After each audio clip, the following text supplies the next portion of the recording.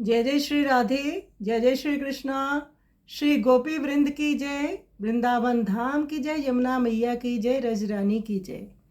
यह कमरी कमरी कर जानत, श्री सूरदास जी का ये पद है। भगवान श्री कृष्ण से गोपियों के परस्पर वार्तालाप उनमें चल रहा है। श्याम सुंदर गोपियों को कहते हैं कि गोपियों, तुम मेरी कमरी को साधारण कमरी ना समझो। श्री सूरदास जी ने इसी भाव का गायन किया है। भगवान को स्मरण हो आता है कि मेरी कमरी कैसी है। गोपाल कहते हैं, सुनो गोपियों, ये मेरी कमरी केवल लचीली नहीं है, तुम सबको कमरी कर ना जानो।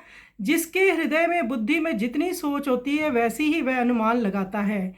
मैं इसी कमरी के एक एक रोम पर कोटि कोटि अंबर वार दूं, उसी कमरी की तुम निंदा करती हो। ये तो कोरा डंबर है। इसी कमरी के बल से मैंने राक्षसों का वध किया, इसी कमरी से सब ऐश्वर्य है। श्री सूरदास जी कहते हैं, प्रभु कहते हैं, मेरी जाति पाति भी यही है, यही संयोग है, इसी से सब है। श्री कृष्ण क्या करे, वह लीला में है। तो अपने सखा वृंद गोपियों की सब बातें सुनते हैं, क्योंकि वह उन सब के प्रिय हैं और उनको सब प्रिय हैं। सखा वृंद गोपियाँ नहीं जानती कि ये साक्षात प्रभु ने अवतार धारण किया है, ये भगवान है, परंतु वो तो उनको कृष्ण कन्हैया ही समझती हैं। तो आइए सुंदर पद का हम श्रवण करें।